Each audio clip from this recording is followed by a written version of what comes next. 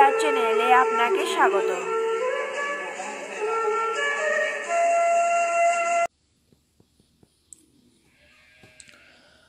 ওম নমো ভগবতে বাসুদেবায়। ওম নমো ভগবতে বাসুদেবায়। ওম নমো ভগবতে বাসুদেবায়।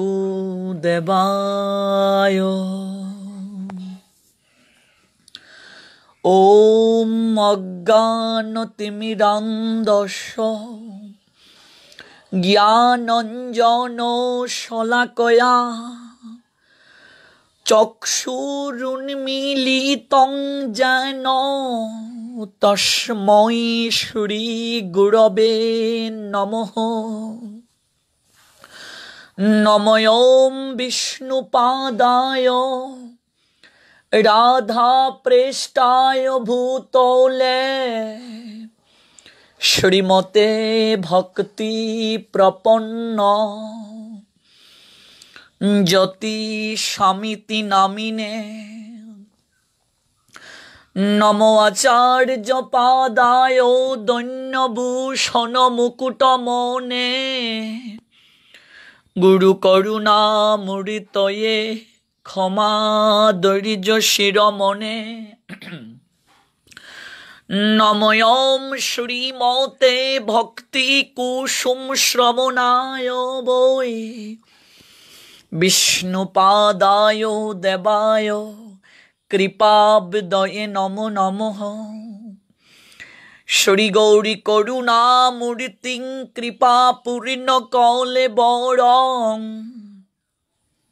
শ্রী ভক্তি কুসুমং বন্দে রাধা কুঞ্জ নিবাসিনম। নমো বিষ্ণুপাদায় কৃষ্ণ প্রেষ্টায় ভূতলে শ্রীমতে ভক্তি সিদ্ধান্ত সরস্বতী নামিনে। কৃষ্ণায় বাসুদেবায় হরহে পরমাত্মনে প্রণত ক্লেশনাশায় শ্রী গোবিন্দায় নমো নমঃ। শ্রীরূপী শ্রী সনাতন ভট্ট রঘুনাথ শ্রীজীব গোপাল ভট্ট দাস রঘুনাথ এই ছয় গোসাইরি করি চরণ বন্দন যাহা হতে বিঘ্ন নাশ অবিষ্ট পূরণ। জয় জয় শ্রী কৃষ্ণ চৈতন্য প্রভু নিত্যানন্দ শ্রী অদ্বৈত গদাধর শ্রীবাসাদি গৌর ভক্তবৃন্দ। হরে কৃষ্ণ কৃষ্ণ কৃষ্ণ হরে হরে হরে রাম রাম রাম হরে হরে। হরে কৃষ্ণ কৃষ্ণ কৃষ্ণ হরে হরে হরে রাম রাম রাম হরে হরে। হরে কৃষ্ণ কৃষ্ণ কৃষ্ণ হরে হরে হরে রাম রাম রাম হরে হরে। কৃষ্ণময় শুভ সকাল। অনলাইনে কৃষ্ণ কথা শ্রবণকারী ভক্তবৃন্দ, এই মুহূর্তে যারা দেশ এবং দেশের বাহির থেকে কৃষ্ণ কথা আলাপন পরিবারের সকাল বেলার আয়োজনে যুক্ত হয়েছেন, আপনাদের প্রত্যেকের রাতুল রাঙ্গাচরণে আমি অবাজন বৈষ্ণব জ্ঞানে ভক্তিপূর্ণ প্রণতি নিবেদন করছি।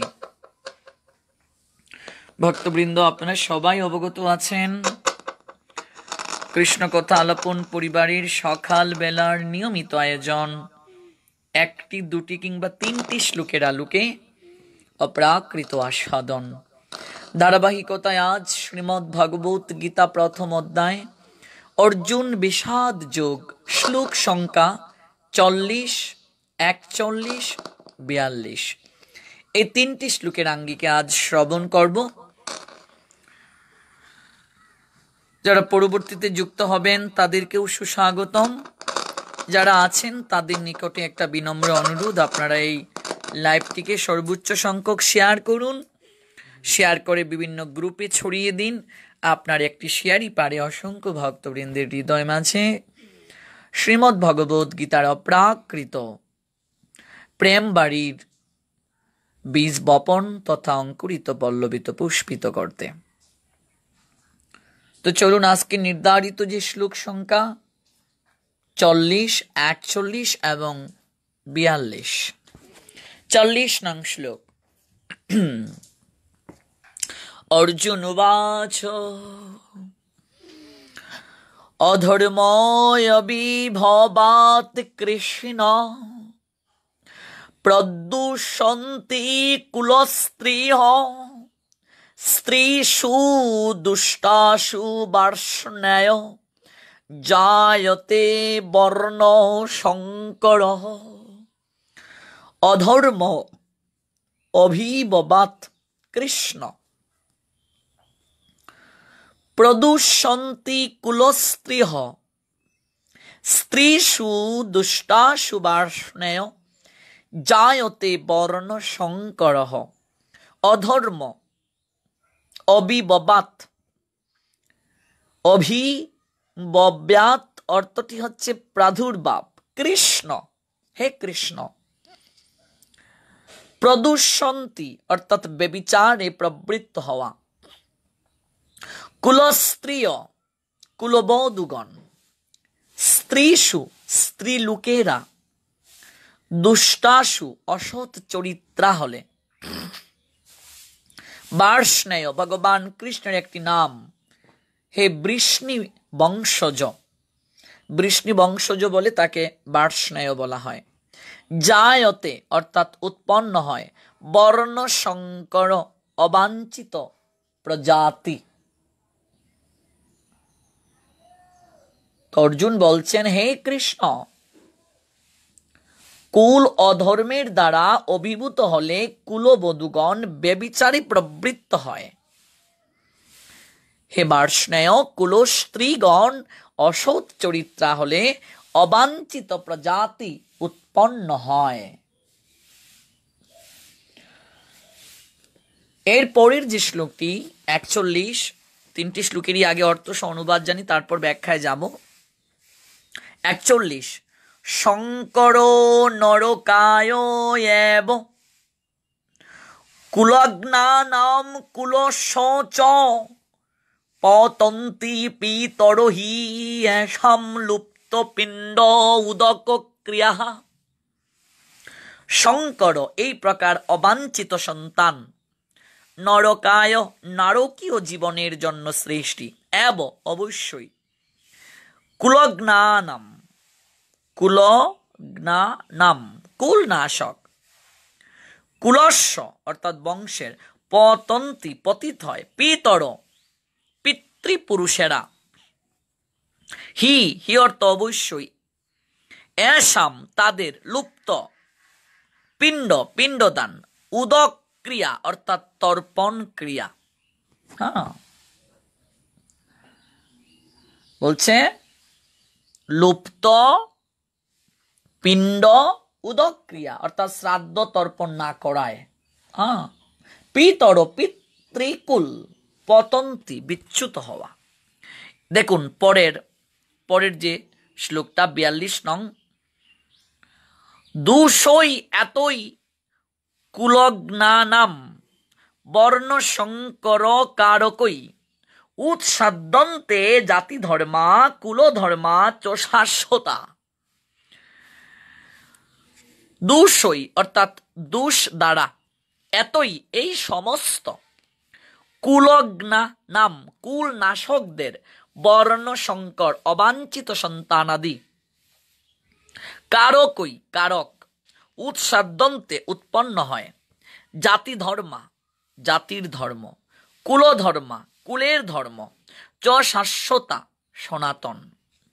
যারা বংশের ঐতিহ্য নষ্ট করে এবং তার ফলে অবাঞ্ছিত সন্তানাদি সৃষ্টি করে, তাদের কুলকর্মজনিত দোষের ফলে সর্বপ্রকার জাতীয় উন্নয়ন প্রকল্প এবং বংশের কল্যাণ ধর্ম উৎসন্নে যায়। এটা 42 নং শ্লোকের অনুবাদ।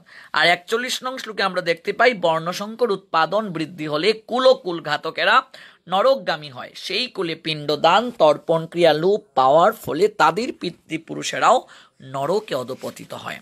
তো এই যে 3টি শ্লোক, অধর্ম অপিববাত কৃষ্ণ প্রদুষন্তি কুলস্ত্রিয়ঃ স্ত্রীষু দুষ্টাসু বর্ষ্ণেয় জায়তে বর্ণ শঙ্করঃ শঙ্কর নরকায় এব কুলজ্ঞানম কুলস্য চ পতন্তি পিতরো হি এষাং লুপ্ত পিণ্ড উদক ক্রিয়া দূষয়তই কুলজ্ঞানম বর্ণ শঙ্কর কারকই উৎসাদ্যন্তে জাতি ধর্মা কুল ধর্মা চ শাশ্বতা।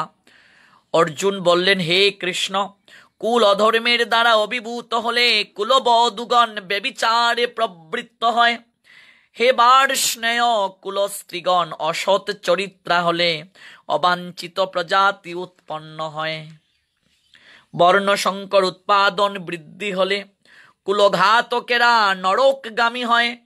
সেই কুলে পিণ্ড দান ও তর্পণ ক্রিয়া লোপ পাওয়ার ফলে তাদের পিতৃপুরুষেরাও নরকে অধপতিত হয়। যারা বংশের ঐতিহ্য নষ্ট করে এবং তার ফলে অবাঞ্ছিত সন্তান আদি সৃষ্টি করে, তাদের কুকর্মজনিত দোষের ফলে সর্বপ্রকার জাতীয় উন্নয়ন প্রকল্প এবং বংশের কল্যাণ উৎসন্নে যায়। এই যে 3টি শ্লোক, চলুন আমরা এখন প্রত্যেকটা শ্লোকের লাইন অনুযায়ী ব্যাখ্যা শ্রবণ করি। তো 40 নং শ্লোকে দেখুন, এখানে দেয়া আছে 40 নং শ্লোকটার দিকে যদি আমরা দৃষ্টি দিই, সেখানে বলা আছে অধর্ম অবিবাবাত কৃষ্ণ প্রদুষন্তি কুলস্ত্রিয় স্ত্রীষু দুষ্টাসু বার্ষ্ণেয় জায়তে বর্ণ সংকর। তো দেখুন, অধর্ম অবিবাবাত কৃষ্ণ প্রদুষন্তি কুলস্ত্রিয়। ধর্ম পালন করলে অন্তঃকরণ তো আমাদের শুদ্ধ হয়, তাই তো ভক্তবৃন্দ? ধর্ম যারা পালন করে তাদের অন্তর শুদ্ধ হয়। ধর্মটা কি? ধর্ম হচ্ছে ভগবানের বিশেষ আইন ধারণ করা। ধর্ম তো সাক্ষাৎ ভগবত প্রণীতম। ধর্ম হচ্ছে ভগবানের বিশেষ আইন, আর এই আইনকে ধারণ করার নামই ধর্ম। তো কেউ যদি ভগবানের আইনকে ধারণ করে এবং সেই অনুপাতে নিজের জীবনকে পরিচালিত করে, তাহলে তার অন্তঃকরণ শুদ্ধ হয়, তার বুদ্ধি সাত্ত্বিক হয়। সাত্ত্বিকী বুদ্ধিতে কি করা উচিত কি করা অনুচিত, তখন তার বিবেক জাগ্রত হয়। একটা ডাকাত যার বিবেক বর্জিত, যার মাঝে ধর্মীয় জ্ঞান, পাপ করলে যে শাস্তি পেতে হবে এই জ্ঞান লুপ্ত, বিবেক বর্জিত, সে যে কোনো মুহূর্তে কাউকে তার নিজের স্বার্থের জন্য ধন সম্পদ লুণ্ঠনের নৈমিত্তে বধ করে ফেলতে পারে, হত্যা করে ফেলতে পারে। কিন্তু যে ভগবত আইনকে মেনে চলে, সে একটা খারাপ কর্ম করার পূর্বে অনেকবার ভাববে যে আমার এটা করা উচিত কিনা। ধর্ম পালন যারা করে, ঈশ্বরের আইনকে যারা প্রতিপালন করে চলার চেষ্টা করে, তাদের অন্তঃকরণ শুদ্ধ থাকে। তাদের বুদ্ধি জাগ্রত থাকে। আর বুদ্ধিও আবার 3 প্রকার, সাত্ত্বিক, রাজসিক, তামসিক। সাত্ত্বিকী বুদ্ধি তার হৃদয় মাঝে জাগ্রত হয়। কোনটা করা উচিত, কোনটা করা উচিত নয়, এই ভাবনা হৃদয় মাঝে পূর্ণভাবে তার থাকে। বিবেক যখন জাগ্রত হয় তখন কোনটি ভালো কোনটি মন্দ বিচার করার শক্তি তার থাকে, সামর্থ্য থাকে। কিন্তু যখন কুলে অধর্ম বৃদ্ধি পায় তখন আচরণে অশুদ্ধি দেখা দেয়, ফলে অন্তঃকরণ অশুদ্ধ হয়ে যায়। অন্তঃকরণ অশুদ্ধ হলে বুদ্ধি তামসিক হয়ে যায়। তামসিক বুদ্ধি হলে মানুষ অকর্তব্যকে কর্তব্য ভাবে, আর কর্তব্যকে কি করে, অকর্তব্য বলে মনে করে তার জীবনকে পরিচালনা করে। অকর্তব্যকে কর্তব্য ভাবে আর কর্তব্যকে অকর্তব্য ভেবে সে বিপথে পরিচালিত হয়। অর্থাৎ তার মধ্যে শাস্ত্র মর্যাদার বিপরীত ভাব উৎপন্ন হয়। এই বিপরীত বুদ্ধিতে কুলস্ত্রীগণ দূষিত অর্থাৎ ব্যভিচারিণী হয়ে ওঠে। কুলস্ত্রীগণ ব্যভিচারিণী হয়ে ওঠে। কুলস্ত্রীগণ আপনা থেকে ব্যভিচারী হয়ে ওঠেন। তারপর আমরা দেখতে পাই যেখানে পরের শ্লোকে ব্যভিচারিণী হয়ে উঠলে তখন কি সমস্যা হয়, এটা পরের শ্লোকে দেয়া আছে, কিন্তু এই শ্লোকটিরই দ্বিতীয় লাইনটা একটু দেখুন। স্ত্রীষু দুষ্টাসু বার্ষ্ণেয় জায়তে বর্ণ সংকরহ। স্ত্রীগণ যদি দূষিত হয়, ব্যভিচারী হয়, তাহলে বর্ণ সংকট সৃষ্টি হয়ে যায়। পুরুষ এবং নারী দুজন পৃথক বর্ণের হলে তাদের যে সন্তান জন্মায় তাকে বর্ণসংকর বলা হয়। অর্জুন এখানে কৃষ্ণ সম্বোধন করে এই কথাই বলেছেন, আপনি সকলকে আকর্ষণ করেন, সেই জন্য আপনাকে কৃষ্ণ বলা হয়। এখন আমাকে বলুন, আপনি আমাদের বংশকে কোন দিকে আকর্ষণ করবেন, অর্থাৎ কোন দিকে নিয়ে যাবেন? আর এখানে বার্ষ্ণেয় বলা হয়েছে ভগবানকে। সম্বোধনের এই ভাব প্রকট হয় যে কৃষ্ণ বৃষ্ণি বংশে জন্মগ্রহণ করেছেন, এই জন্য তাকে বার্ষ্ণেয় বলা হয়। কিন্তু যখন অর্জুনের বংশ লোপ পেয়ে যাবে তখন তার বংশ কোন কুলের নামে পরিচিত হবে? সুতরাং কুল নষ্ট করা কি কখনো উচিত? এই শ্লোকে অর্জুনের হৃদয় থেকে এই প্রশ্নগুলো ভগবানের নৈকট্যে উত্থাপিত হয়েছে। এটা হচ্ছে 40 নং শ্লোক থেকে আমরা খুবই সংক্ষেপে আমরা উপলব্ধি করতে পারলাম। এখন 41 নং শ্লোকটার দিকে যদি একটু দৃষ্টি দেওয়া যায়, দেখুন, শঙ্কর নরকায় এব কুলজ্ঞানাম কুলস্য।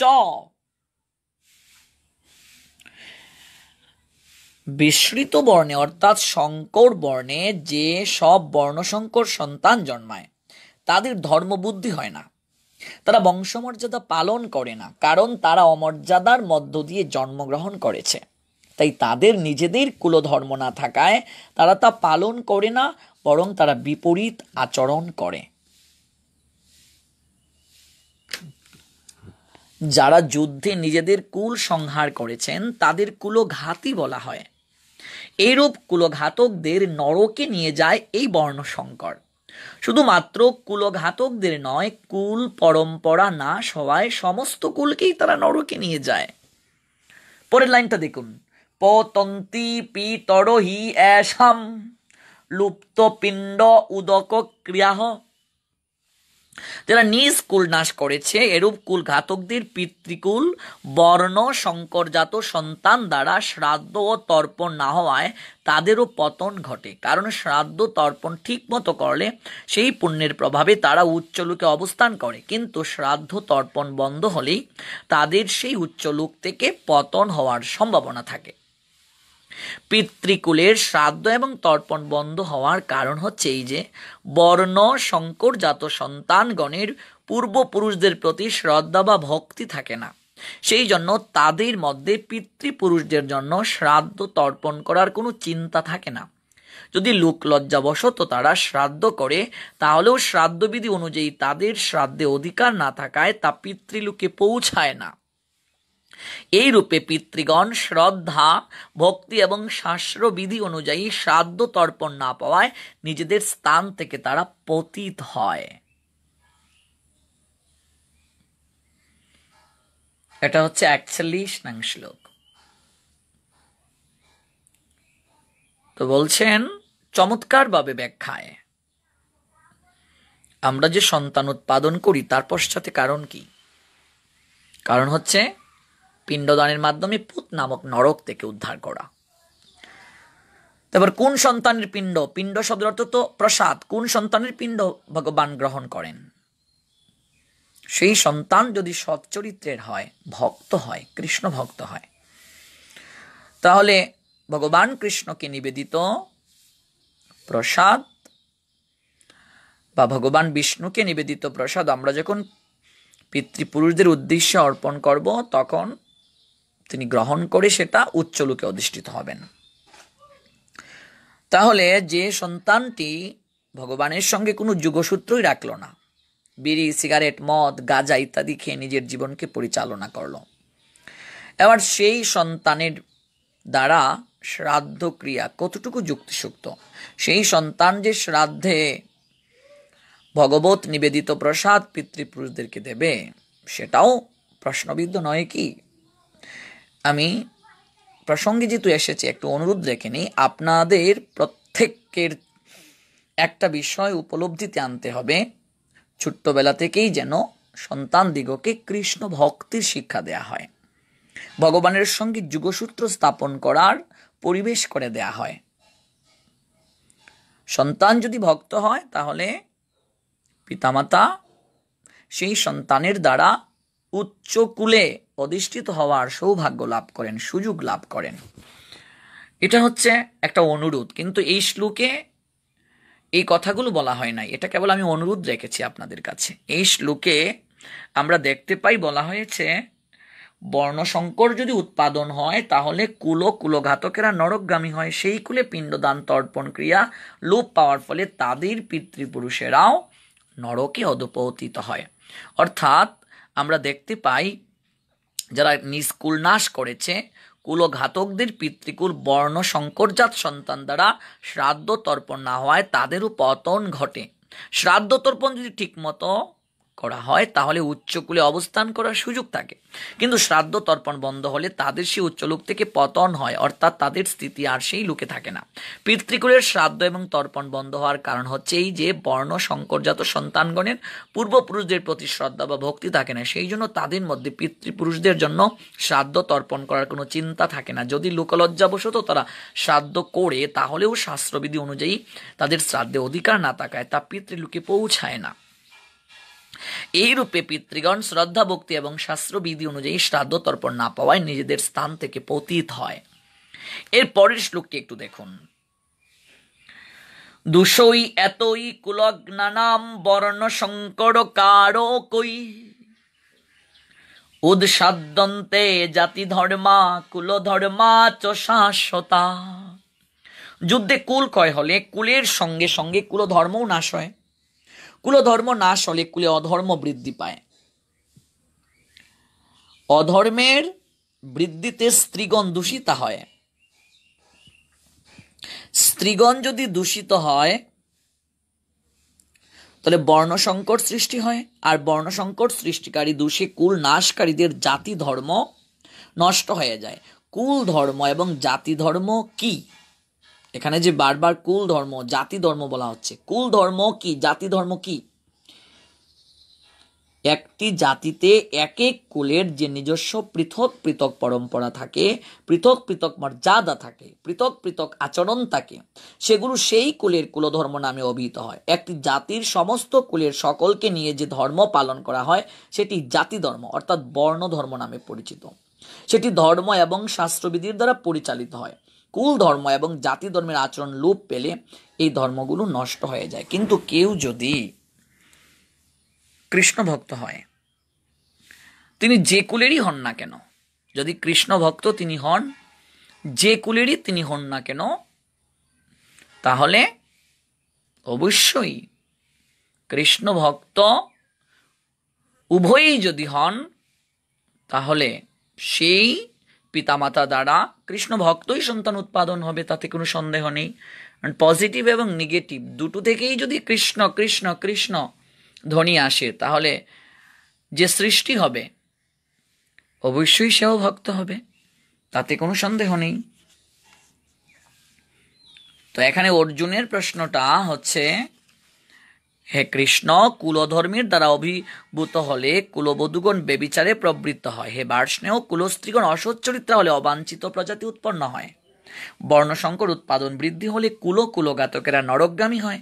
আর সেই কুলে যদি পিণ্ডদান ও তর্পণ ক্রিয়া লোপ পাওয়ায়, তাহলে তাদের পিতৃপুরুষেরও নরকে অধপতিত হবে। যারা বংশের ঐতিহ্য নষ্ট করে, তার ফলে অবাঞ্ছিত সন্তানাদি সৃষ্টি করে, তাদের কুকর্মজনিত দোষের ফলে সর্বপ্রকার জাতীয় উন্নয়ন প্রকল্প এবং বংশের কল্যাণ ধর্ম উৎসন্নে যায়। সমাজে প্রতিটি মানুষ ভক্তবৃন্দ, মানুষ যখন কি করে সৎ জীবন যাপন করে, তখনই সমাজে শান্তি সমৃদ্ধি দেখা দেয় এবং মানুষের জীবন অপ্রাকৃত ঐশ্বর্যে পরিপূর্ণ হয়ে ওঠে।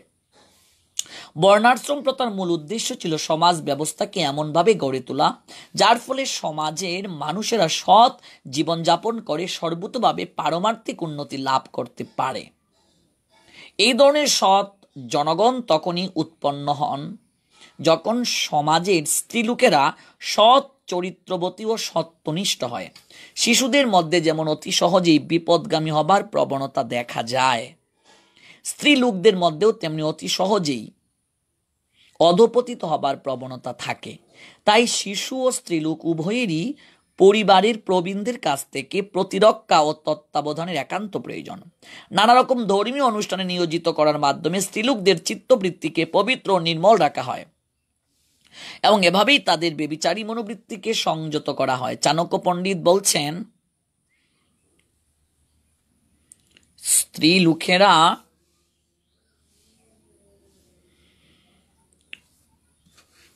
সাধারণত অল্প বুদ্ধি সম্পন্ন, তাই তারা নির্ভরযোগ্য অথবা বিশ্বস্ত নয়। সেই জন্য তাদের পূজার্চনা আদি গৃহস্থালীর নানা রকম ধর্মানুষ্ঠানে সবসময় নিয়োজিত রাখতে হয় এবং তার ফলে তাদের ধর্মে মতি হয় এবং চরিত্র নির্মল হয়। তারা তখন চরিত্রবান ধর্মপরায়ণ সন্তানদের জন্ম দেয়, যারা হয় বর্ণাশ্রম ধর্ম পালন করার উপযুক্ত। বর্ণাশ্রম ধর্ম পালন না করলে স্বভাবতই স্ত্রীলোকেরা অবাধে পুরুষের সঙ্গে মেলামেশা করতে শুরু করে। তাদের বেবিচারের ফলে সমাজে অবাঞ্ছিত সন্তান সন্ততির জন্ম হয়। দায়িত্ব জ্ঞানশূন্য লোকদের পৃষ্ঠপোষকতায় যখন সমাজ বেবিচার প্রকট হয়ে ওঠে এবং অবাঞ্ছিত মানুষের সমাজ ছেয়ে যায়, তখন মহামারী যুদ্ধ দেখা দিয়ে মানব সমাজে ধ্বংসোন্মুখ করে তোলে। এটা বলছেন এই শ্লোকটির ব্যাখ্যায় এসি ভক্তিবেদান্ত স্বামী মহারাজ।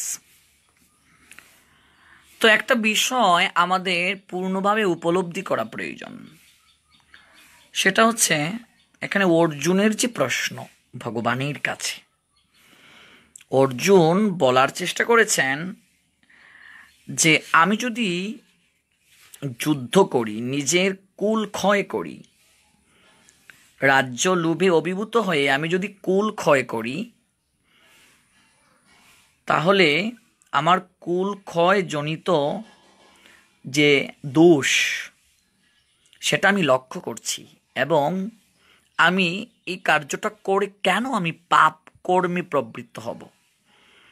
কারণ যুদ্ধে তারা যদি মারা যায়, তাহলে সেই স্ত্রীরা বিধবা হবে এবং তারা বেবিচারে প্রবৃত্ত হতে পারে। আর বেবিচারে প্রবৃত্ত হলে অবাঞ্ছিত সন্তান উৎপাদন হবে। আর অবাঞ্ছিত যদি সন্তান উৎপাদন হয়, তাহলে সমাজ তথা রাষ্ট্র পরিচালনায় তারা মুখ্য ভূমিকা পালন করতে পারবে না। এবং এখানে স্পষ্টভাবে বলা যেতে পারে, অবাঞ্ছিত সন্তান যদি উৎপাদিত হয়, তাহলে বংশের ঐতিহ্য নষ্ট হবে। তারা কুকর্মজনিত দোষের ফলে সর্বপ্রকার জাতীয় উন্নয়ন এবং প্রকল্প, বংশের যে মর্যাদা, যে কল্যাণ, সেটা থেকে তারা বিস্মৃত হয়ে যাবে। কাজেই এটা সম্ভব নয়। তাছাড়া কর্মকাণ্ডের যদি আমরা বিধি অনুসারে পিতৃপুরুষদের আত্মাদের প্রতি পিণ্ডদান ও জল উৎসর্গ আমরা করি, এটা কর্মকাণ্ডের বিধি অনুসারে। কর্মকাণ্ডের যে বিধি, সেই কর্মকাণ্ডের বিধি অনুযায়ী পিতৃপুরুষদের আত্মাদের প্রতি পিণ্ডদান ও জল উৎসর্গ করা প্রয়োজন। এই উৎসর্গ সম্পন্ন করা হয় বিষ্ণুকে পূজা করার মাধ্যমে। কারণ বিষ্ণুকে উৎসর্গীকৃত প্রসাদ সেবন করার ফলে সমস্ত পাপ থেকে আমরা মুক্তি লাভ করতে পারি। অনেক সময় পিতৃপুরুষেরা নানা রকম পাপের ফল ভোগ করতে থাকে। অনেক সময় পিতৃপুরুষেরা পাপের ফল ভোগ করে তারা কি করে? তারা জড় দেহ পর্যন্ত ধারণ করতে পারে না। তো সূক্ষ্ম দেখে তারা প্রেতাত্মারূপে থাকতে বাধ্য হয়। যখন বংশের কেউ তার পিতৃপুরুষদের ভগবত প্রসাদ উৎসর্গ করে পিণ্ডদান করে, তখন তাদের আত্মা সেই সকল ভূতের দেহ অথবা অন্যান্য দুঃখময় জীবন থেকে মুক্ত হয়ে তারা শান্তি লাভ করতে পারে। পিতৃপুরুষের আত্মার সদ্গতির জন্য এই পিণ্ডদান করাটা বংশানুক্রমিক একটা রীতি। তবে যে সমস্ত লোক ভক্তিযুগ সাধন করেন, আমি কিন্তু এটা কর্মকাণ্ডের কথা বলছি, কর্মকাণ্ডের বিধি অনুসারে এগুলো প্রয়োজন। কিন্তু কেউ যদি পরিপূর্ণ ভক্তি যুগ সাধন করেন, তাদের এই অনুষ্ঠান করার কোনো প্রয়োজন নেই। কেউ যদি ভক্তি যুগটা গ্রহণ করেন তাহলে এগুলোর প্রয়োজন নেই। ভক্তিযুগ সাধন করার মাধ্যমে ভক্ত শত সহস্র পূর্বপুরুষের আত্মার মুক্তি সাধন করতে পারেন, যেটা ভাগবতেও আমরা দেখতে পাই। যিনি সব রকম কর্তব্য পরিত্যাগ করে মুক্তিদানকারী মুকুন্দের চরণ কমলে শরণ নিয়েছেন এবং ঐকান্তিকভাবে পন্থাটি গ্রহণ করেছেন, তার আর দেবদেবী মুনি ঋষি পরিবার পরিজন মানব সমাজ ও পিতৃপুরুষের প্রতি কোনো কর্তব্য থাকে না। পরমেশ্বর ভগবানের সেবা করার ফলে এই ধরনের কর্তব্যগুলো আপনা থেকেই সম্পাদিত হয়ে যায়। কেউ যদি ভক্ত হয়, কেউ যদি পরিপূর্ণরূপে ভক্তি জীবন যাজন করে, তাহলে তার পিতৃপুরুষগণ অনায়াসেই ভববন্ধন থেকে মুক্ত হয়ে যায়। সেখানে পিণ্ডটা গৌণ, পিণ্ড দিলে পরে উদ্ধার হবে এমন কোনো বিষয় নয়। কেউ যদি ভক্তি যুগ অবলম্বন করে পরিপূর্ণরূপে, তাহলে বা সব রকম বাকি যে কর্তব্য আছে এগুলো যদি পরিত্যাগ করে কেবল মুক্তিদানকারী মুকুন্দের চরণ কমলে আশ্রয় নেয়, আর কোনো কিছু নেই, কেবল ভগবান কৃষ্ণের চরণকে আঁকড়ে ধরে এবং ঐকান্তিকভাবে সেই পন্থাটা যদি সে গ্রহণ করে, তাহলে ভক্তবৃন্দ দেব দেবী মুনি ঋষি পরিবার পরিজন মানব সমাজ ও পিতৃপুরুষের প্রতি তার কোনো কর্তব্য থাকে না।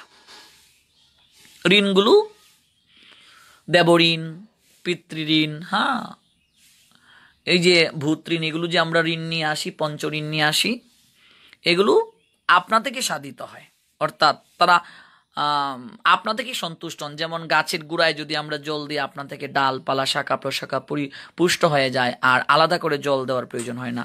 তেমনিভাবে কেউ যদি পরমেশ্বর ভগবান শ্রী গোবিন্দের সেবা করে, তাহলে সেই ধরনের কর্তব্যগুলো আপনা থেকেই তার সম্পাদিত হয়ে যায়, আপনা থেকেই তার সম্পাদিত হয়ে যায়।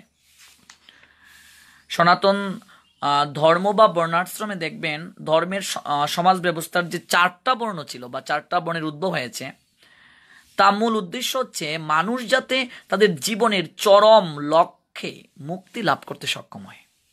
এই সমাজের দায়িত্ব জ্ঞান শূন্য নেতাদের পরিচালনায় যদি সনাতন ধর্মের পুঙ্খানুপুঙ্খ আচরণ না করা হয়, তবে সমাজে বিশৃঙ্খলা দেখা দেবে এবং ক্রমে ক্রমে মানুষ তাদের জীবনের চরম লক্ষ্য ভগবানকে ভুলে যাবে। এই ধরনের সমাজ নেতাদের অন্ধ বলা হয়েছে। আর আমরা যদি ওদেরকে অনুসরণ করি, তাহলে আমরা অবধারিতভাবে অন্ধকূপে পতিত হব, তাতে কোনো সন্দেহ নেই। তো এখানে আমরা 40, 41, 42 যে 3টা শ্লোক আমরা এখানে আস্বাদন করলাম। সেখানে 41 নং শ্লোকটা আমরা দেখলাম যে বর্ণসংকর উৎপাদন যদি বৃদ্ধি হয়, কুলঘাতকেরা যদি নরকগামী হয়, সেই কুলে পিণ্ডদান তর্পণ ক্রিয়া লোপ পাওয়ার ফলে তাদের পিতৃপুরুষেরা নরকে অধপতিত হবে। তো এখানে আরেকটু বিষয় ভালো করে উপলব্ধি করুন। আমি আবারও বলছি, কর্মকাণ্ডের বিধি অনুসারে পিতৃপুরুষদের আত্মাদের প্রতি পিণ্ডদান ও জল উৎসর্গ করা প্রয়োজন, যারা কর্মকাণ্ডের বিধিকে অনুসরণ করছেন। কিন্তু ভাগবত আমাদেরকে, শ্রীমদ্ ভাগবত ভক্তিশাস্ত্র, সেই ভাগবত আমাদেরকে স্পষ্টভাবে বলে দিয়েছেন কর্মকাণ্ডের বিধি অনুসারে পিতৃপুরুষদের আত্মার প্রতি পিণ্ডদান জল উৎসর্গ করা এগুলো গৌণ হয়ে যায় তার কাছে। শ্রদ্ধার সঙ্গে দান করাটাই তো শ্রাদ্ধ। একবার ভেবে দেখুন, আমরা মনে করি যে শ্রাদ্ধটা কিভাবে করলাম, শ্রাদ্ধে কতজনকে খাওয়াতে পারলাম, শ্রাদ্ধে কত দান করতে পারলাম, শ্রাদ্ধটা মানেই তো হচ্ছে শ্রদ্ধা যুক্ত হয়ে দান করা।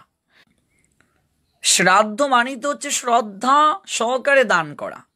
তো আমি যার শ্রাদ্ধ করব, হ্যাঁ, সেই ব্যক্তি, আমি আমার বাবার শ্রাদ্ধ কার্যে অনেক কিছু করব, লোক দেখানো অনেককে খাওয়াবো, অনেক দান দক্ষিণা করব। জীবন দশায় সেই ব্যক্তিটি যদি ভগবত কার্য সম্পাদন না করেন, জীবন দশায় সেই ব্যক্তিটি যদি সৎ আচরণ না করেন, তাহলে ওই শ্রাদ্ধে এত এত লোককে খাওয়ালেই কি হবে, আর অনেক কিছু দান করলেই কি হবে। এই জন্য জীবন দশায় কেউ যদি ভক্তি যাজন করে, তাহলে এগুলো তার গৌণ হয়ে যায়। কর্মকাণ্ডের বিধি অনুসারে পিতৃপুরুষের আত্মাদের প্রতি পিণ্ডদান, জল উৎসর্গ করা, এগুলো প্রয়োজন আছে। এবং সেই প্রয়োজনটাও কি, ভগবান বিষ্ণুকে পূজা করার মাধ্যমে, ভগবান বিষ্ণুকে উৎসর্গীকৃত প্রসাদ সেবন করার ফলে সমস্ত পাপ থেকে যেহেতু মুক্তি লাভ করা সম্ভব, এই জন্য তারা কি করবে, ভগবান বিষ্ণুকে নিবেদন করে সেই প্রসাদ পিতৃপুরুষদের উদ্দেশ্যে নিবেদন করবে।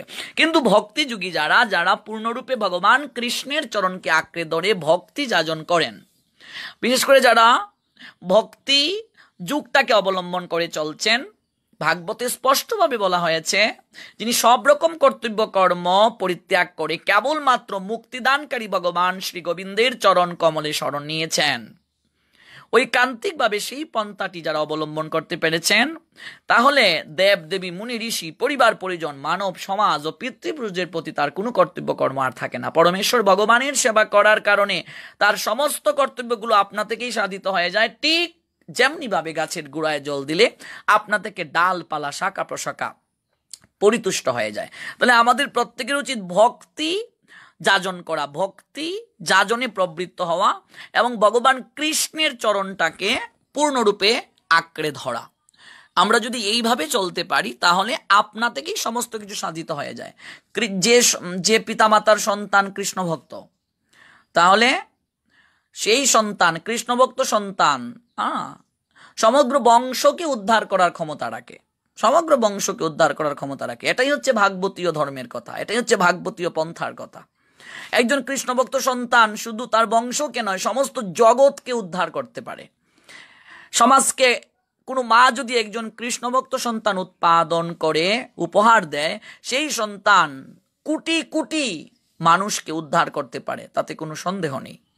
একজন কৃষ্ণভক্ত সন্তান সমাজকে আপনি যদি উপহার দিতে পারেন, একজন কৃষ্ণভক্ত সন্তান যদি আপনি সমাজকে উপহার দিতে পারেন, আপনি রত্নগর্ভা আদর্শ মা হবেন। আর সেই সন্তান অগণিত মানুষকে উদ্ধার করার ক্ষমতা রাখে। তাই আমি আবারও বলছি, কর্মকাণ্ডের বিধি অনুসারে পিতৃপুরুষদের আত্মাদের প্রতি পিণ্ডদান, জল, এগুলো উৎসর্গ করা প্রয়োজন আছে। কিন্তু ভাগবত আমাদেরকে স্পষ্টভাবে বলে দিয়েছেন, যারা সব রকম কর্তব্য পরিত্যাগ পূর্বক মুক্তিদানকারী মুকুন্দের চরণ কমলে কেবল শরণ নিয়েছে, তাদের ওই সকল শ্রাদ্ধ, পিণ্ড দান, জল উৎসর্গ করা ইত্যাদি অনেকটা গৌণ হয়ে যায়। মুকুন্দের চরণ যদি কেউ পূর্ণরূপে শরণ নিতে পারে, ঐকান্তিকভাবে যদি সেই পন্থাটা কেউ গ্রহণ করতে পারে, তাহলে দেব দেবী মুনি ঋষি পরিবার পরিজন মানব সমাজ ও পিতৃপুরুষের প্রতি তার যে কর্তব্য, এগুলো আর থাকে না। পরমেশ্বর ভগবানের সেবা করার ফলে এই ধরনের কর্তব্যগুলো আপনা থেকেই সম্পাদিত হয়ে যায়, আপনা থেকে এগুলো সম্পাদিত হয়ে যায়, তাতে কোনো সন্দেহ নেই। এই জন্য আমাদের প্রয়োজন হচ্ছে, যিনি আমাদেরকে মুক্তি দান করতে পারেন পূর্ণরূপে, তার চরণকে আঁকড়ে ধরা। কারণ আপনি এই লোক থেকে ব্রহ্মলোক, যত লোকেই যান না কেন, সমস্ত লোক থেকে আপনাকে আবার ফিরে আসতে হবে। এটা ভগবান কৃষ্ণ নিজেই বলছেন অষ্টম অধ্যায় অক্ষর ব্রহ্মযুগের 16 নং শ্লোকে, তাকে আবার ফিরে আসতে হবে। ভগবান কৃষ্ণের চরণে শরণ নিলেই আমরা জন্ম মৃত্যুর চক্রাকার থেকে নিষ্কৃতি পাবো, তার আগে সম্ভব নয়। আপনি দেবতার পূজা করুন, দেবলোকে যাবেন, দেবলোক থেকে আপনাকে আবার ফিরে আসতে হবে। আপনি পিতৃপুরুষের পূজা করলে পিতৃলোকে যাবেন, কিন্তু আপনাকে ফিরে আসতে হবে। ভগবান কৃষ্ণের চরণে শরণ নেওয়ার পূর্ব পর্যন্ত আমাদের জন্ম মৃত্যুর চক্রাকার থেকে কখনো নিষ্কৃতি পাওয়া সম্ভব নয়, সম্ভব নয়, সম্ভব নয়। ভগবান কৃষ্ণের চরণ আশ্রয় করার পূর্ব পর্যন্ত আমাদের জন্ম মৃত্যুর চক্রাকার থেকে নিষ্কৃতি পাওয়া সম্ভব নয়। তো আমরা এই পর্যন্ত আসলাম। আজ 42 নং শ্লোক পর্যন্ত আসলাম। যুদ্ধে কুল ক্ষয় হলে কুলের সঙ্গে সঙ্গে কুলধর্ম নাশ হয়। কুলধর্ম নাশ হলে কুলে অধর্মের বৃদ্ধি ঘটে। অধর্মের বৃদ্ধিতে স্ত্রী দূষিত হয়, স্ত্রীগণ দূষিত হওয়ায় বর্ণ সংকট সৃষ্টি হয়। এভাবে বর্ণ সংকর সৃষ্টিকারী দোষে কুল নাশকারীদের জাতি ধর্ম নষ্ট হয়ে যায়, জাতি ধর্ম নষ্ট হয়ে যায়। এই জন্য এই চিন্তায় চিন্তিত হয়ে অর্জুন যুদ্ধ করবেন না, যুদ্ধ করাটা উচিত নয়, এটা তিনি মনে মনে ভাবছেন। যুদ্ধ করব না, কারণ আমি যদি যুদ্ধে প্রবৃত্ত হই জনার্দন, তবে কুলক্ষয় জনিত আমি যে পাপ, সেই পাপে প্রবৃত্ত হব। হে জনার্দন, যদিও ওই সকল লোকেরা রাজ্য লোভে অভিভূত হয়ে কুলক্ষয় জনিত দোষ মিত্র দুহ নিমিত্ত পাপ লক্ষ্য করছেন না, কিন্তু আমরা কুলক্ষয় জনিত দোষ লক্ষ্য করেও এই পাপ কর্মে কেন প্রবৃত্ত হব? হ্যাঁ, কুলক্ষয় হলে তো সনাতন কুল ধর্ম বিনষ্ট হবে, তাহলে সমগ্র বংশ অধর্মে অভিভূত হবে। আর কৃষ্ণ কুল অধর্মের দ্বারা অভিভূত হলে কুলবধূগণ ব্যভিচারে প্রবৃত্ত হবে। আর কুলস্ত্রীগণ যদি অসৎ চরিত্রা হয়ে যায়, তাহলে অবাঞ্ছিত প্রজাতি উৎপন্ন হবে।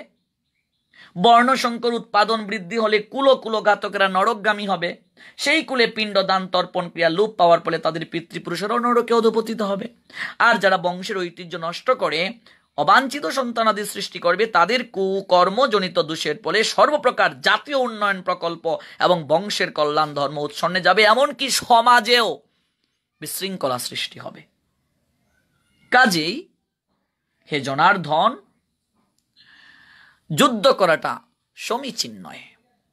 এগুলো অর্জুন ভাবছেন, অর্জুন তার হৃদয়ের অভিব্যক্তিগুলো জানাচ্ছেন। ভগবান কি বলবেন, ভগবান কি কি উত্তর প্রদান করবেন, এগুলোর জন্যই তো আমাদের ধারাবাহিকভাবে শুনতে হবে। 42 নং শ্লোক পর্যন্ত আস্বাদন হলো। প্রথম অধ্যায় অর্জুন বিষাদ যুগে মোট শ্লোক সংখ্যা হচ্ছে 46টি মোট শ্লোক সংখ্যা। তো আমরা 42 নং শ্লোক পর্যন্ত আস্বাদন করলাম। তো 43, 44, 45, 46 আর 4টি শ্লোক থাকে। ওই 4টি শ্লোক আস্বাদনের পর প্রথম অধ্যায়ের উপসংহার, অর্জুন বিষাদ যুগ, এই প্রথম অধ্যায়ের উপসংহার নিয়ে একটা এপিসোড করা হবে। প্রথম অধ্যায়ের সারমর্ম এবং প্রথম অধ্যায়ের সারমর্ম আলোচনা করার পর একটা কলের মাধ্যমে অনুষ্ঠান করা হবে, যে প্রথম অধ্যায় শ্রবণ করে আমরা কতটুকু জানতে পারলাম, আমরা কতটুকু বুঝতে পারলাম। এবং এই প্রথম অধ্যায় অর্জুন বিষাদ যোগ, সেই অর্জুন বিষাদ যুগ পড়ে যারা কলের মাধ্যমে যুক্ত হবেন তাদেরকে সংক্ষেপে এই অধ্যায়টার সারমর্ম বলতে হবে। যারা যারা কলের মাধ্যমে এই প্রথম অধ্যায়ের সারমর্ম বলতে চান, ওই এপিসোডে অংশগ্রহণ করবেন। এর আগে অবশ্যই আপনারা এই 46টা শ্লোকের তাৎপর্য ভালো করে পড়বেন, রেকর্ডগুলো শুনবেন, কিংবা অনুবাদগুলো পড়ে একটু নিজেরা সাজিয়ে নিতে পারেন, এবং আপনারা এই প্রথম অধ্যায়ের যে কনক্লুশন সেটা কলের মাধ্যমে ভক্তদের সঙ্গে শেয়ার করতে পারেন। এরকম একটা এপিসোড করা হবে। তো আজকে এই 3টি শ্লোক সম্পর্কে নিশ্চয়ই আপনারা উপলব্ধি করতে পেরেছেন, কিছুটা হলেও খুবই সংক্ষেপে করার চেষ্টা করেছি। যদি কোনো প্রশ্ন থেকে থাকে নিশ্চয়ই আপনারা প্রশ্ন করতে পারেন। এবার দেখে নেব কমেন্টে কে কে যুক্ত আছেন এই কৃষ্ণকথা আলাপন পরিবারের সকাল বেলার আয়োজনে। কৃষ্ণ কুমার শীল, হরিবল, সঞ্জয় রায়, রাধে রাধে। রাজশ্রী সাহা আছেন, রাধে রাধে। ভাস্কর মণি সরকার, হরিবল। ঋত্বিকা সরকার, হরিবল। বিষ্ণুপ্রিয়া আছেন আমাদের সঙ্গে, হরিবল। ববিতা রানী ধার, হরে কৃষ্ণ, কৃষ্ণময় শুভ সকাল। অজিত দাস, হরিবল। রাজশ্রী সাহা, হরে কৃষ্ণ। চিন্ময় আত্মানয়ন, হরিবল। বিষ্ণুপ্রিয়া, রাজীব দেব, কৃষ্ণকুমার শীল, শিল্পী দাস সহ আছেন আরো অনামিকা রায়, বনবিহারী রায়। হ্যাঁ দাদু, অসংখ্য ধন্যবাদ, কৃতজ্ঞতা জ্ঞাপন, আপনি এসেছেন লাইভে। বিষ্ণুপ্রিয়া, রাজীব দেব, সঞ্জয় রায়, রাধিকা ঘোষ রায়, তনুশ্রী দাস, তন্দ্রা চৌধুরী আছেন, প্রীতিলতা পাল, সঞ্জয় রায় যুক্ত আছেন, প্রিয়া মজুমদার, দুর্জয় কৃষ্ণ দাস যুক্ত আছেন আমাদের সঙ্গে, রাজীব দেবনাথ, রণধীর তালুকদার, হরে কৃষ্ণ। ঋত্বিকা সরকার আছেন আমাদের সঙ্গে, অনামিকা রায়, গোবিন্দ পূজানীয় আছেন, রিপন কৃষ্ণশীল, হরে কৃষ্ণ প্রভু। আপনার রাতুল ডাঙ্গা চরণে দণ্ডবোধ প্রণাম। প্রতিদিন সকালটা শুরু হয় গীতা পাঠ দিয়া, হরি বল। খুব ভালো। প্রান্ত কুমার, হরিবোল প্রভু, আপনাকে প্রণাম প্রভু। আমি আপনার ভাগবত কথা শ্রবণ করে অনেক উপকৃত হতে পেরেছি এবং জীবনের সেই আচরণে আনার প্রয়াস করছি। আপনার জয় হোক। আপনি আমাকে আশীর্বাদ করবেন আমি যেন কৃষ্ণ প্রীতি ভক্তি লাভ করতে পারি। নিশ্চয়ই নিশ্চয়ই প্রান্ত কুমার, আপনার জন্য শুভকামনা থাকলো। ভগবানের কাছে প্রার্থনা করি আপনি শুদ্ধ বিশুদ্ধ কৃষ্ণ প্রেম ভক্তি লাভ করুন। অনিমা রানী, প্রভু আমার তো ছেলে নেই, মেয়েরা কি মুখাগ্নি এবং পিণ্ডদান করতে পারবে? অবশ্যই পারবে। এটা আমাদের সমাজে একটা কুসংস্কার। মেয়েদেরকে আমরা হীনভাবে খাটোভাবে দেখার চেষ্টা করি। মেয়ে যদি কৃষ্ণ ভক্ত হয় সেই মেয়েও মুখাগ্নি করতে পারবে। মেয়ে যদি কৃষ্ণ ভক্ত হয় সেই মেয়ের দ্বারাও সেই মেয়ে সন্তানের দ্বারাও মা বাবা উদ্ধার হতে পারবে, যদি ভক্তি যুগ অবলম্বন করে। কর্মকাণ্ড নয়, ভক্তি কাণ্ডটা যদি অবলম্বন করে। একদম এই বিষয়ে মন খারাপ করবেন না আপনার ছেলে নেই বলে। আপনার ছেলে নেই দেখবেন পাড়া প্রতিবেশী, আপনার পরিবার পরিজন আপনাকে অনেক কটু কথা বলবে যে অনিমা কিরে, তোর তো শুধু মেয়ে, তোর তো ছেলে নয়, তোর কি হবে রে, শেষের দিনে কি হবে। আপনার মনকে আরো ভারাক্রান্ত করে ফেলবে। ওদের ওই সকল নিন্দুক ব্যক্তিদের একদম কথা শুনবেন না। একটা মেয়েকে জন্ম দিতে মায়ের যতটা কষ্ট করতে হয়েছে, একটা ছেলেকে জন্ম দিতে মায়ের ততটা কষ্ট করতে হয়েছে। একটা মা ব্যতীত এই কষ্টটা আর কেউ উপলব্ধি করতে পারবে না। তাই অনেকে অনেক রকম কথা বলতে পারে। মেয়ে আর ছেলে কারো হাত নেই, ভগবান দিয়েছেন কৃপা করে। এই জগতে যার ছেলে নেই, মেয়েই সেই পিতামাতাকে উদ্ধার করবে। আর এই জগতে যার ছেলে মেয়ে কেউ নেই, ভগবানকে যদি কেউ পুত্র রূপে লাভ করে বা পুত্র রূপে ভাবে, ভগবানকে যদি পুত্র রূপে সেবা করে, ভগবানই তাকে উদ্ধার করবে। আমরা গোবিন্দ ঘোষের লীলায় দেখতে পাই ভগবান গোপীনাথের সেবা করেছিলেন গোবিন্দ ঘোষ পুত্র ভেবে। সেই ভগবান গোপীনাথ পিতার কার্য করেছিলেন, গোবিন্দ ঘোষের শ্রাদ্ধ পর্যন্ত করেছিলেন। কাজেই এগুলো সব কুসংস্কার, এগুলো থেকে আমাদের বের হয়ে আসতে হবে। একদম অনিমা দেবী মন খারাপ করবেন না। সংস্কার মনোভাব আমাদের থাকা প্রয়োজন। মেয়েরাও যদি কৃষ্ণ ভক্তি শিক্ষায় তারা যদি অংশগ্রহণ করে, তারাও সমাজে অগ্রণী ভূমিকা পালন করতে পারবে, তাতে কোনো সমস্যা নেই। আছেন আমাদের সঙ্গে টিটুল মন্ডল, হরিবল, শুভ রায়, হরিবল। সিদ্ধার্থ কৃষ্ণ দাস প্রভুজি আছেন আমাদের সঙ্গে, হরিবল। সিদ্ধার্থ কৃষ্ণ আমার সঙ্গে এসেছেন। আমরা শেষের দিকে ওনার কাছ থেকে একটা ভজন শুনে আমরা আলোচনা বিশ্রামের পথে যাব। সকালবেলা উনি রান্না করেছেন ভগবানের জন্য, ভোগ নিবেদন হয়ে গেছে, আমরা প্রসাদ পেয়ে নেব এপিসোডের পরপরই। সিদ্ধার্থ প্রভু কিছুদিন সেবা করার জন্য এসেছেন, ওনাকে অসংখ্য ধন্যবাদ। গতকাল ওনার জন্মদিন গিয়েছে, আপনারা শত শত ভক্ত ওনাকে উইশ করেছেন। এই কৃষ্ণকথা আলাপন পরিবারে আমি ব্যক্তিগতভাবে আপনাদের চরণে কৃতজ্ঞতা জ্ঞাপন করছি, ধন্যবাদ প্রণাম নিবেদন করছি। আশীর্বাদ করবেন তিনি যেন শুদ্ধ বিশুদ্ধ প্রেম ভক্তি লাভ করে কৃষ্ণ সেবায় যুক্ত থেকে কৃষ্ণ নাম প্রচার করতে পারেন, ভক্তি শিক্ষা প্রচার করতে পারেন। মনোজ কান্তি দাস আছেন আমাদের সঙ্গে, হরে কৃষ্ণা। কার্তিক চন্দ্র রায়, হরিবোল। মণি কিশোর মল্লিক, হরে কৃষ্ণ। গৌতম গোস্বামী, জয় রাধে। আছেন আমাদের সঙ্গে শ্রী সুভাষ, হরে কৃষ্ণ। জয়ন্ত দেবনাথ, রাধে রাধে। বিশ্বরূপ দাস, হরে কৃষ্ণ। বিনয় পাল, রাধে রাধে। অমিতা সাহা, জয় গীতা, হরিবোল। তন্ময় নন্দী, হরে কৃষ্ণ। রাধিকা ঘোষ রায়, হরে কৃষ্ণ। আছেন টুম্পা সাহা, হরিবোল। সুবর্ণা রায়, হরিবল। জয়ন্ত দেবনাথ, রাধে রাধে। ক্ষিতীশ গুপ শুভ আমাদের সঙ্গে আছেন, হরিবল। যুক্ত আছেন আমাদের সঙ্গে শ্রী সুভাষ। সুমন কৃষ্ণ দাস, হরিবোল। আছেন রুবেল দাস, হরে কৃষ্ণ। নরসিংদী জেলার মনোহরদী থেকে রূপা সাহা আছেন আমাদের সঙ্গে। শুক্লা বল, হরে কৃষ্ণ। যুক্ত আছেন বেলা দেব। কৃষ্ণ কুমার শীল, প্রভু ঘুম থেকে উঠে গীতা শ্রবণ করে দিনটা ভালো যায়, খুব ভালো, হরিবোল। প্রীতিলতা পাল, মরণা শৌচে চলাকালীন কি তুলসী বৃক্ষ রোপণ করা যায়? অবশ্যই করা যায়। জননা শৌচ এবং মরণা শৌচে অবশ্যই তুলসী সেবা, পরিক্রমা, গীতা পাঠ, হরিনাম জপ, একাদশী ব্রত সব করা যাবে, এগুলো কুসংস্কার করা যাবে। প্রশান্ত নন্দী সজল, হরিবোল। ডাক্তার হরিপদ দত্ত,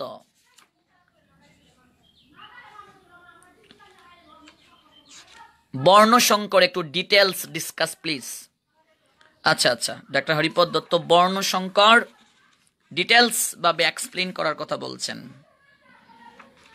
আসলে বর্ণশঙ্কর বিষয়টা হচ্ছে, পুরুষ এবং নারী যদি দুজন পৃথক বর্ণের হন তাহলে তাদের যে সন্তান জন্মায় তাকে বর্ণসংকর বলে। এখানে জন্মগত বর্ণটার ক্ষেত্রেই কেবল প্রাধান্য দেয়া হয় নাই, কারণ আমরা তো জন্মসূত্রে বর্ণটাকে ভগবানও প্রাধান্য দেন নাই, আর আমরাও এটাকে প্রাধান্য দিচ্ছি না।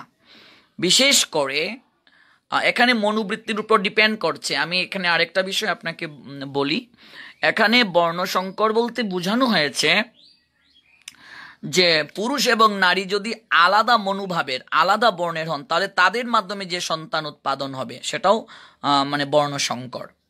কেমন? অর্থাৎ পরস্পর বিরুদ্ধ ধর্মের সংমিশ্রণে যা সৃষ্টি হয় তাকে সংকর বলা হয়। এক কথায় ডাক্তার হরিপদ দত্ত, আপনি একটু উপলব্ধি করুন, তারপর আপনি কমেন্টে জানাবেন আপনি কতটা বুঝতে পেরেছেন।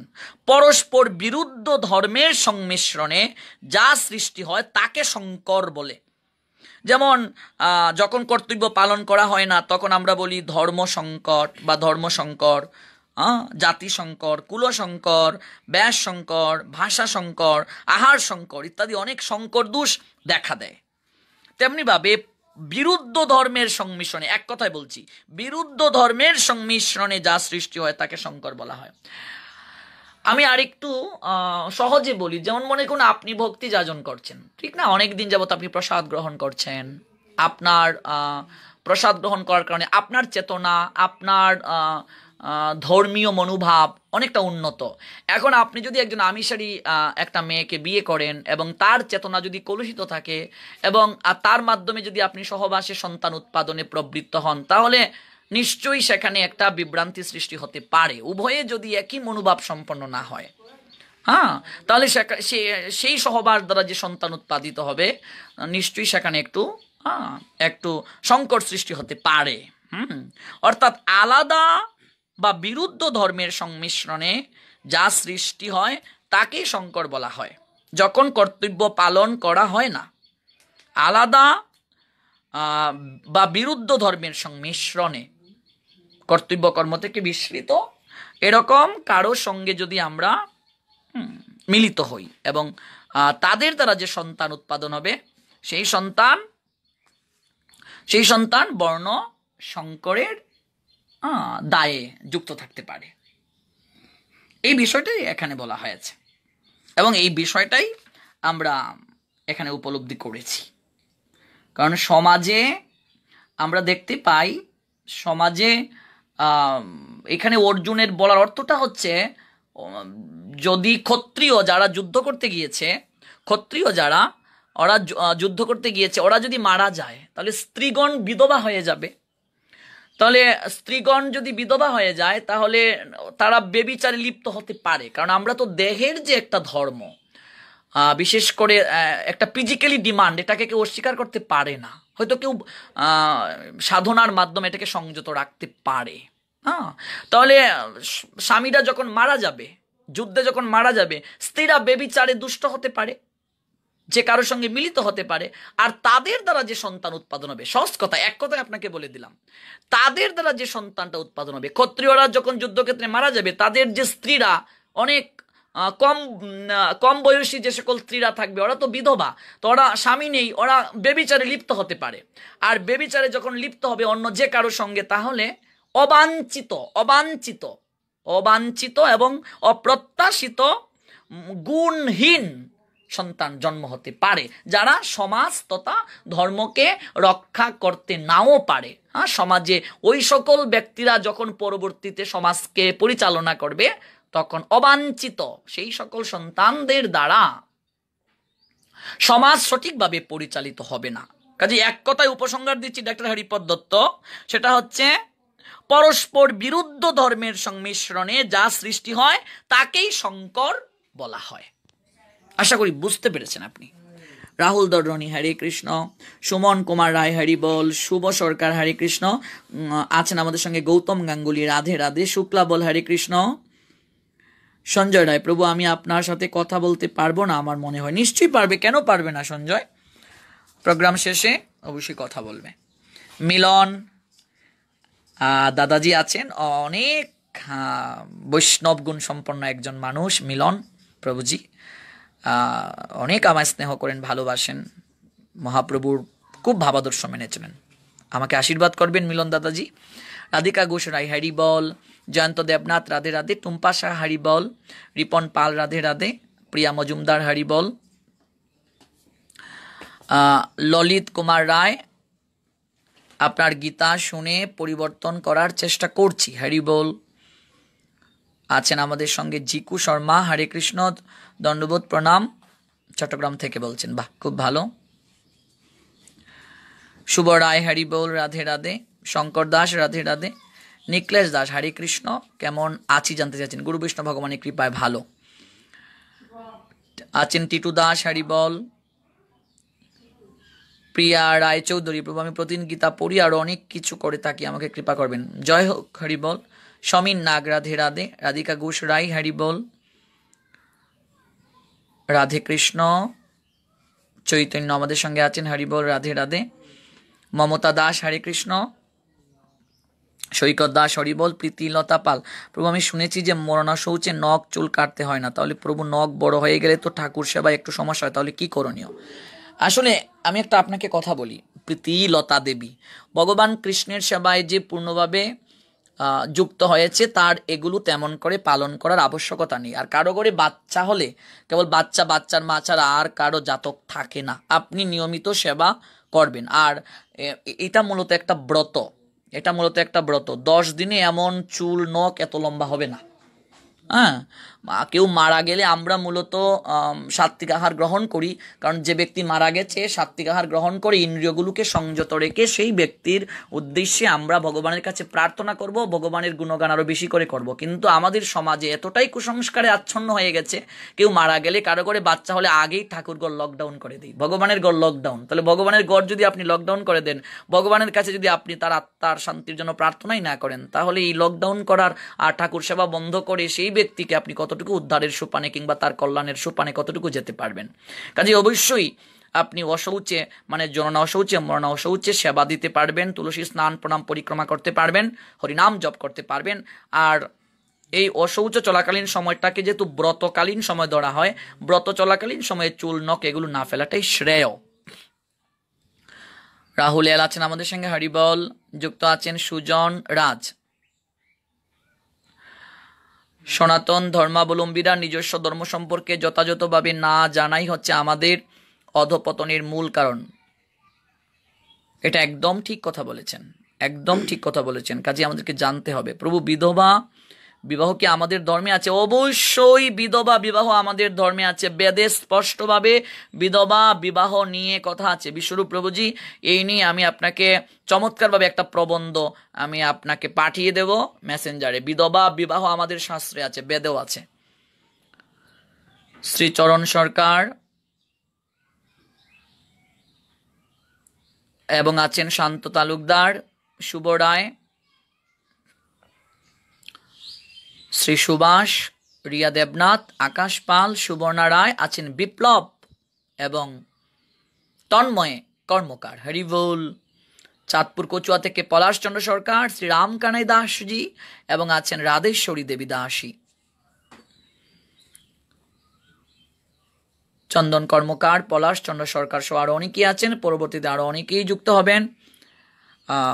এখন আমরা একটা ভজন শুনবো সিদ্ধার্থ কৃষ্ণ দাসজির নিকট থেকে, তারপর আমরা ভক্তদের আর যদি কোনো কমেন্ট থাকে সেটা আমরা একটু দেখব। আমরা চলে যাচ্ছি সিদ্ধার্থ কৃষ্ণ দাসজির নিকটে। হরি বল, হরি বল। আমি শ্রী গৌরাঙ্গের একটি ভজন আপনাদেরকে শোনাবো। সকলেই আপনারা সকলেই আমাকে কৃপা করবেন। কৃষ্ণ কথা আলাপনের আজকের এই সকালবেলার অনুষ্ঠানে যারা যারা যুক্ত হয়েছেন তাদের সকলেরই রাতুল রাঙা চরণে আমি অভাজন দণ্ডবোধ প্রণতি জ্ঞাপন করি। মনে রে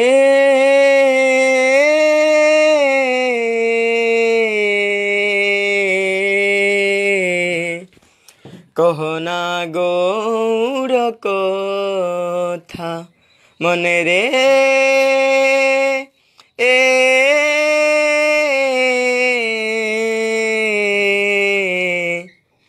কহনা গৌর কথা। গৌড়ের নাম অমিয়ার ধাম গৌড়ের নাম, অমিয়ার ধাম পিরিতি মূরতি দাতা, কহনা গৌড় কথা মনে রে,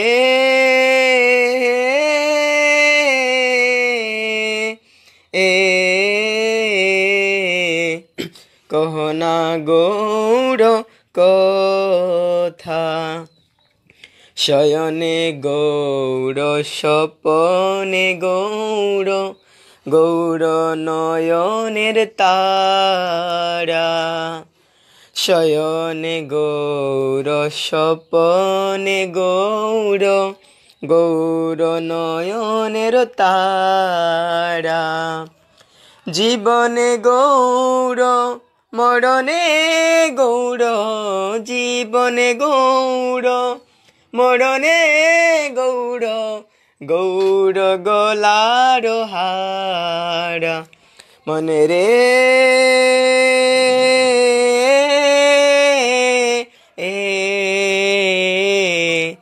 কহনা গৌড় কথা। হিয়ার মাঝারে গৌরাঙ্গ রাখিয়ে, বিরলে বসিয়ার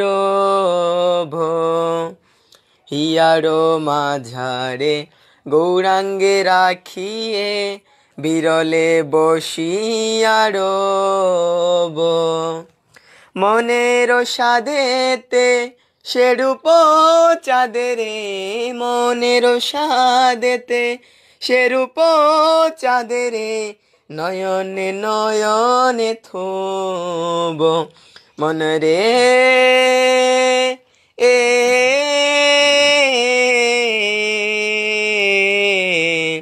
কহনা গৌড় কথা।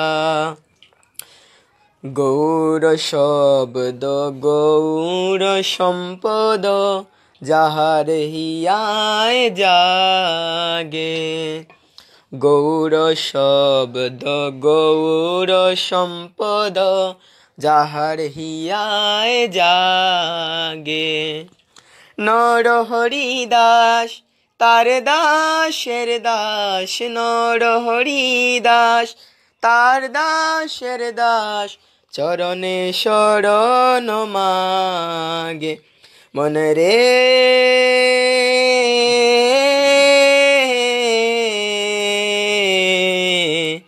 কহনা গৌড় কথা। গৌড়ের নাম অমিয়ার ধাম, গৌড়ের নাম অমিয়ার ধাম, পিরিতি মূরতি দাতা, কহনা গৌড় কথা মনে রে,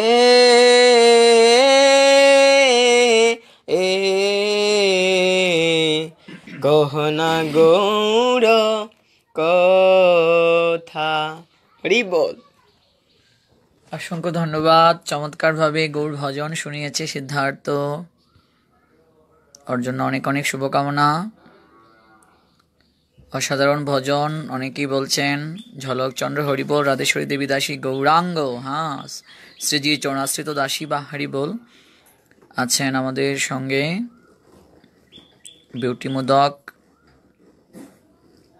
শ্রী প্রদীপ আছেন দিনাজপুর থেকে, হরিবোল।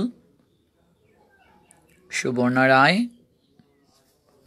শুক্লা বল, হরিবোল। সিদ্ধার্থ প্রভুকে দণ্ডবোধ প্রণাম জানাচ্ছি, হরিবোল, জয় হোক। আছেন পিয়া মজুমদার, হরিবোল, রাধে রাধে। বিষ্ণুপ্রিয়া বলছেন, আমাদের বাড়িতে অশৌচে পূজা দেওয়া বন্ধ হয়ে যায়, গুরুদেব না করেন, আমি বলেও কিছু করতে পারি না। চেষ্টা করবে। অশৌচে কি আপনারা না খেয়ে থাকেন? গোষ্ঠীর কেউ মারা গেল, আপনারা কি না খেয়ে থাকেন? তো ভগবান আপনাদের যেদিন থেকে কুর্সিতে বসেছেন, যেদিন থেকে আপনি ভগবানকে ঘরের মাঝে বসিয়ে সেবা পূজায় মনস্থ করেছেন, সেদিন থেকে ভগবানও আপনাদের পরিবারে একজন সদস্য হলেন। তাহলে আপনি ঠিকই খাবার গ্রহণ করছেন, গোষ্ঠীর সকলেই খাবার গ্রহণ করছে, তো ভগবানকে না খেয়ে রাখছেন, তার খাবার দাবারের দরকার নেই। এটা ভাবের একটা বিষয়। এটা প্রেমের বিষয়, ভক্তির বিষয়, কাজেই এই সংস্কার করতে হবে আমাদের। সেন্টু কুমার আছেন আমাদের সঙ্গে, সুজন রায়, প্রভু দৃষ্টতা মার্জনীয়, জানি না প্রশ্নটি করা ঠিক হবে কি না। প্রশ্নটি কি? তাহলে কি একই ধর্মাবলম্বী দুজনের বিবাহ বহির্ভূত সম্পর্কের মাধ্যমে যদি কোনো সন্তান উৎপাদন হয় তাহলে কি তা বর্ণসংকর হবে না? হবে না? প্রভু কৃপা করে জানাবেন। আপনি প্রশ্নটি আর একটু ক্লিয়ার করবেন সুজন রাজ। একই ধর্মাবলম্বী দুজনের বিবাহ বহির্ভূত, আপনি আরেকটু স্পষ্ট করে প্রশ্নটি করলে আমার উত্তর দিতে সুবিধা হবে। আপনি প্রশ্নটি আবার করুন, আর একটু ক্লিয়ারলি করুন প্রশ্নটি। বিনয়দর হরিবল, রাধেশ্বরী দেবী দাসী গৌর হরিবল, প্রীতিলতা পাল হরিবল, রাধে রাধে, বিউটি সূত্রধর হরে কৃষ্ণ, শ্রীচরণ সরকার হরিবল, রাধে রাধে। ভাস্করমণি সরকার, আমরা আরও একটি ভজন শুনতে চাই। নিশ্চয়ই শোনানো হবে, হিন্দি একটা ভজন সিদ্ধার্থ শোনাবে শেষের দিকে। সুমন কৃষ্ণ দাস আমাদের সঙ্গে আছেন, রতন মজুমদার হরিবোল, পিঙ্কু আমাদের সঙ্গে আছেন, রিয়া আছেন আমাদের সঙ্গে সুভাষ এবং পিঙ্কু ঘোষ বলছেন, প্রভু বলছিলাম শিলচর আসার প্রোগ্রাম করলে কৃপা করে আমাকে জানাবেন, নিচে আমার ফোন নাম্বারটি দেওয়া হলো। শিলচর, হ্যাঁ নিশ্চয়ই, শিলচর একবার আসার ইচ্ছা আছে, আসবো নিশ্চয়ই, একটু দেশের পরিস্থিতি ভালো হলে আসবো। প্রভুজি, পরিবারের কারো বাচ্চার জন্ম হলে কোনো ভক্ত বৈষ্ণব আসলে সেই গৃহে প্রসাদ পাবে? বাচ্চার মা ছাড়া আর কারো জাতক থাকে না। যদি তারা প্রসাদ বুঝি হন এবং তারা যদি আচরণশীল হন তাহলে নিশ্চয়ই প্রসাদ পাওয়া যাবে, কারণ জাতক বাচ্চার মা ছাড়া আর কারো হয় না। রতন মজুমদার হরে কৃষ্ণ, দুবাই থেকে সুমন এসকে হরিবোল, রাধে রাধে। প্রীতিলতা পাল, প্রভু আমাকে অনেকে বাধা দেন, তবু আমি কারো কথা না শুনেই মরণা শৌচে ও জনশৌচে নিত্যকর্ম করে যাচ্ছি। গুড, করে যান। পঙ্কজ দাস কাজল আছেন দিরাই থেকে হরিবোল, জয়ন্তী সরকার হরিবোল, ডাক্তার হরিপদ দত্ত হরিবোল, রাধে রাধে। শ্রীচরণ সরকার, প্রভুজি আমাদের সমাজে জাতকে বিবাহ বন্ধ হয়ে যায়,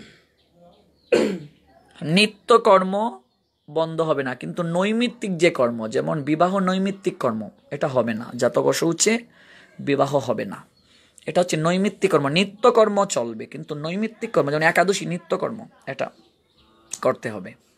নিত্য যে কর্মগুলো আছে এগুলো জাতক অশৌচে বন্ধ করা যাবে না, কিন্তু বিবাহটা নৈমিত্তিক কর্ম, এটা পরে জাতক অশৌচ শেষ হলে আপনি করবেন। ঠিক আছে, যিনি আগে একটি প্রশ্ন করেছিলেন সেই প্রশ্নটা যদি আর একটু ক্লিয়ার করে করতেন তাহলে উত্তর দেওয়া যেত। এরপরেও উনি যদি এখানে না করে থাকেন, আমি পরবর্তীতে ওনাকে অনুরোধ করব আমার মেসেঞ্জারে ব্যক্তিগতভাবে উনি প্রশ্নটি করবেন যেন আমি উত্তরটা দিয়ে দিতে পারি। তো আলোচনা আর দীর্ঘায়িত না করে ধীরে ধীরে বিশ্রামের প্রতি এখন যাব। ঘড়ির কাঁটা বিদায় জানাচ্ছে। আমরা একটা ভজনের মাধ্যমে, হিন্দি ভজনের মাধ্যমে আলোচনা বিশ্রামের পথে যাব। আর আজকে সিদ্ধার্থই শোনাক, সে যেহেতু এসেছে, আর একটা হিন্দি ভজন সিদ্ধার্থের নিকট থেকে আমরা শুনে বিশ্রামের পথে যাব। হরি বল।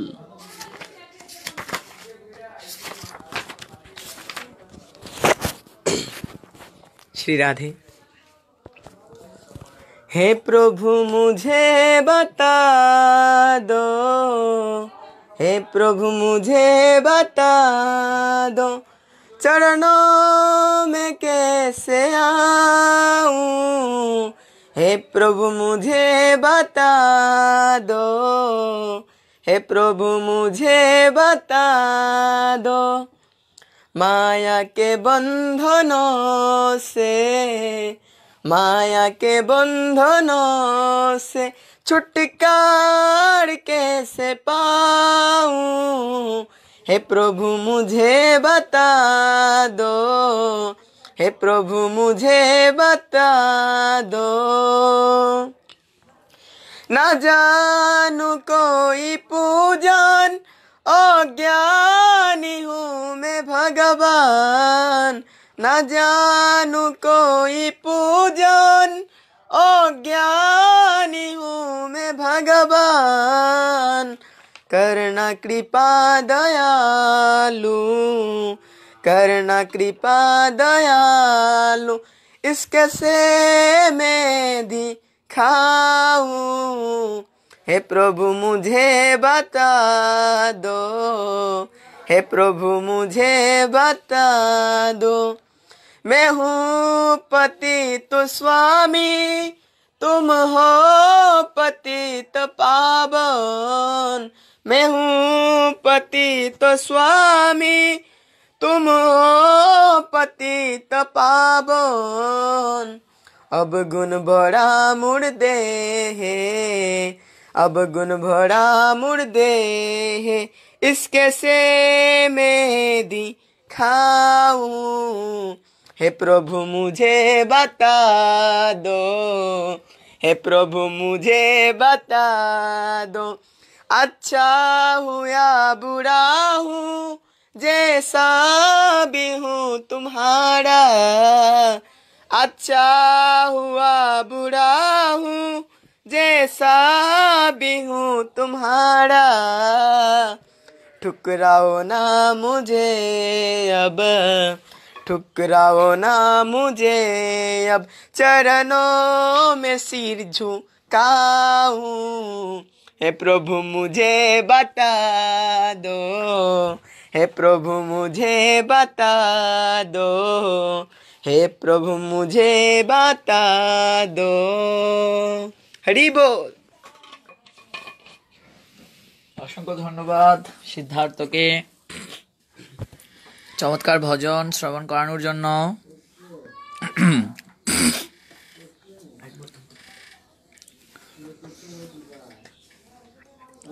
আগামীকাল আমরা যথাসময়ে আবার শ্রবণ করব।